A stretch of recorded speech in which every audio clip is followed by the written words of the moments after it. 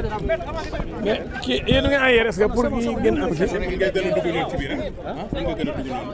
ana Thierno est là. Thierno est là. Pape est là voilà. Pape est là. ñëwal ci ginnaaw. may ñu kii rek. Bart ana mu new. waaw c'est bon c'est bon. Bart il vient tout de suite.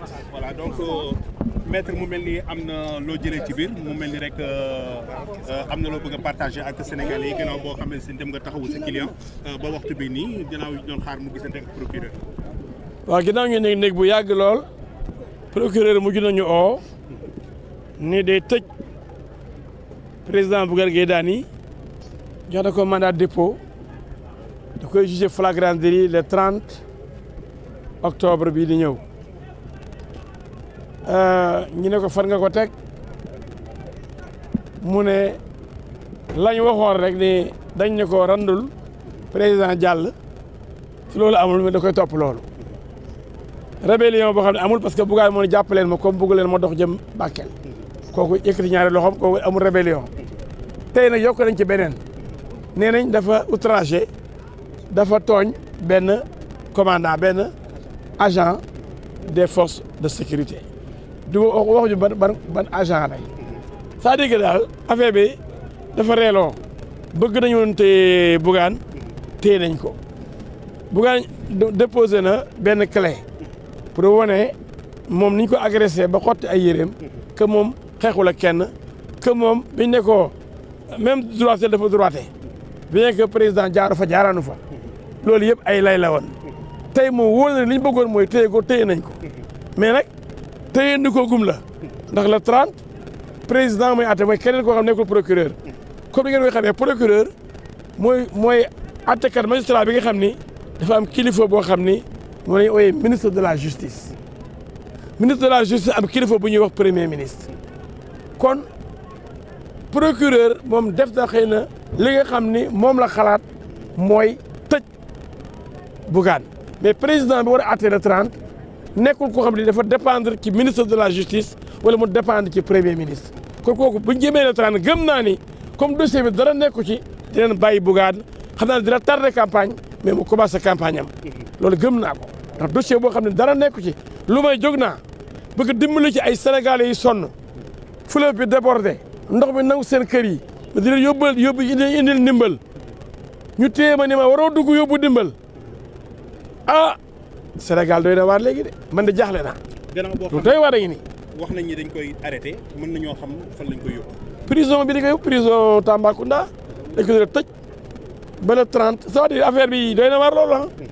ci yoon dafa ni bu fekkee ni dañ laa jàpp da nga am présomption d'innocence déjà munuñ firnde ni li koy waxal dëgg la moom indi na clé def ci lépp lu wane ni moom li koy waxal dara amu ci mais loolu intéressé wu leen intéressé wu mooy téye ko rek par force mu tëdd par force loolu nag lu doy waar la d'ailleurs gis naa tey Amnesty International Seydi Gassama gis naa forum du justiciable Babacar Ba gis naa Birahim Seck ñëpp ñu yëngatu ci droit de l'homme nee nañ dañ ko war a bàyyi sénégalais yëpp yi bëgg a jàmm te am xel nee nañ ko bàyyi mais léegi nag ah xëy na Sénégal bi dafa nekk Sénégal bu bees ak doxin bu bees ba ku jóg di dem di dimbali ay nit prison mooy sa place.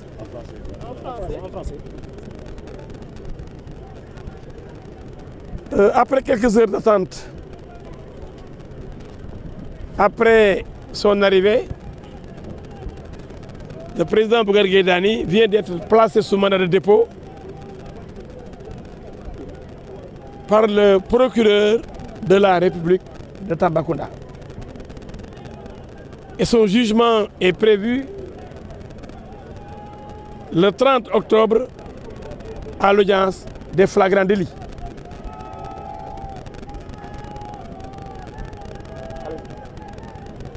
Il sera jugé le 30 et nous avons bon espoir parce qu'on lui reproche maintenant 3 infractions parce qu'on a ajouté une dernière infraction.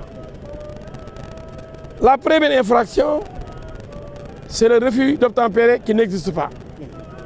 On nous dit que le président devait passer par la même route et que Bougane Gueye Dany a refusé de céder le passage au cortège présidentiel. ce qui est archi faux. Le délit de rébellion, c'est Bougane Gueye Dany lui-même qui s'est rendu aux forces de l'ordre pour dire aux gendarmes arrêtez-moi. Donc il ne peut pas y avoir de rébellion. Et on vient d'ajouter, au moment donc de l'inculpation, on vient d'ajouter le délit d'outrage à agent de la force publique. Quel agent? Qui a-t-il outragé?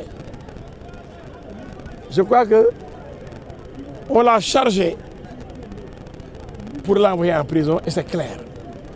Maintenant, nous savons que le procureur de la République n'est pas celui qui va juger, mais c'est lui le maître des poursuites et il peut mettre donc quelqu'un qui est poursuivi, il peut le mettre en prison en attendant le jugement.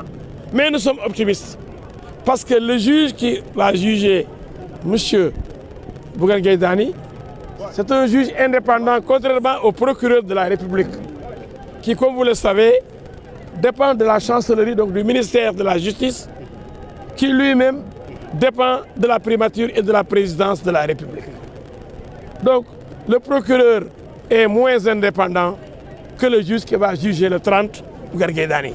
Et comme il n'y a aucun élément sur lequel on peut se fonder pour condamner Bougane Gueye Dany, nous sommes optimistes. Nous attendons sa libération le 30 pour pouvoir battre campagne. On va l'empêcher certainement de battre campagne pendant les premiers jours, mais il va peut-être rejoindre les troupes. Mais tout le Sénégal déjà est solidaire. Tout le Sénégal soutient Bougane et donc on n'a absolument rien à craindre. Hein. Je crois que même sa campagne électorale a été, disons, déclenchée par cette arrestation. Déjà, Bougane fait l'actualité et on sait qu'on lui en veut avec son type de tank et qui fait très mal, mais Bougane va continuer parce que c'est un combattant, c'est un lion. Vous pouvez nous faire confiance. Le 30, Inch'Allah, rendez-vous ici au tribunal de Tambacounda pour la grande victoire de Bougane Gueye Dany. Monsieur Bokoum, votre première réaction en tant que responsable